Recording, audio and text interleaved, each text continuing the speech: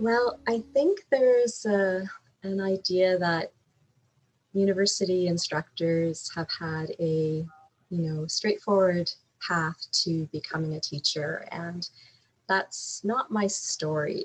I, I, I have stopped studying at several points during my university studies. Um, in fact, even when I was in high school, I took a year off in high school and then, came back to it. So the one thing that I think is important for students to understand and to think about is that, you know, the path, whatever path or journey you're on, sometimes that involves stopping for a certain amount of time to do something else. So in my case, I was in my first year of university at U of T, and I did 2 years of studies, undergrad studies, and then I stopped and I decided to work for a couple of years. I moved to the other side of the country and I did a college program. I did a program in industrial cooking. And when I finished those 2 years of working and doing my college studies, I realized that I really did want to come back. And coming back as a mature student was the best thing I could have done. It was just wonderful because I was focused, I was motivated, and I came back and I finished my undergrad degree in a discipline that meant something to me. And that was really important, to be able to study and write papers that were meaningful and that I was invested in made all the difference to me. So that was, like a little break I took there. And then I took a break after my undergrad studies before my master's. And even when I was doing my PhD studies, I, had to take a year off, or 2 years off actually. So, whatever journey you take as a student, just know that it doesn't have to follow, a plan that maybe worked out for somebody else. There's many different ways that, people progress and achieve their goals. And whatever is in store for, you as a student, it's your journey, and you should just, own it and know that it's something that it makes sense in the context of your own life. And I think that's a really important thing to remember.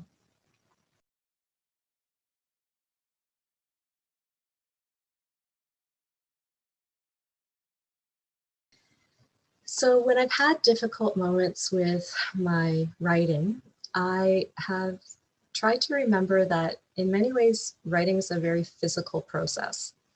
And what I mean by that is that, we write in our bodies. We sit down at desks and we, think.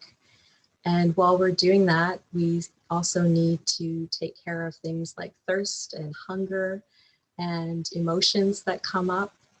And so in my practice, I remember when I was doing my undergraduate studies, I used to have little sticky notes around my computer monitor, reminding myself to stop and drink water and breathe.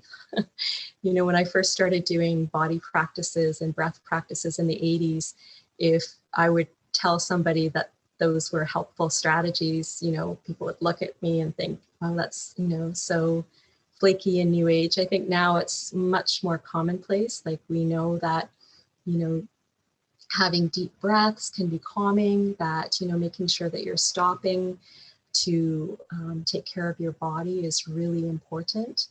So in terms of strategies for burnout or, writer's block or procrastination, I think it's important to know when to take a break, and sometimes taking a break when you're feeling good about writing and when you're at a good place with the writing is as helpful and can be as, re-energizing as taking a break when the writing's not going well, right? So like so much of, the teaching around writing, it's about having a plan, right? And so when you have a plan to, make sure you're taking care of yourself, you have a plan around, chunking your tasks so that you're not sitting there for 3 hours and wearing yourself out. Those kinds of strategies are so very important. And I highly recommend sticky notes that, remind you to take a breath, drink a glass of water, get up and walk around a bit. Just remember that it's hard work writing, but it's not just a cognitive process. There's, all these other things that are going on that we need to take care of to make sure that we can sit for those periods of time and have focus and be able to concentrate and just kind of observe all the feelings that come up without being swept away by them.